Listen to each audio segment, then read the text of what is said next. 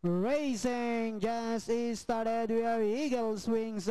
Break quickly at the start. Security Pro Cristina, State Witness. Well done. Alejandro is the early trailer. We have Eagle Swings by about half length. Security Pro in second. Cristina is racing in third. State Witness is down in fourth. Well done, Alejandro, still racing less. And at the fourth turn, we have Eagle Swings by about a neck. And on the outside, Security Pro, State Witness.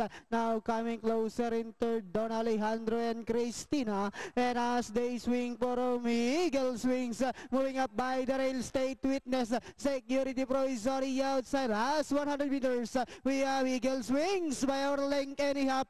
State Witness, Security Pro, and finally it's Eagle Swings, State Witness. Then comes Security Pro, Don Alejandro.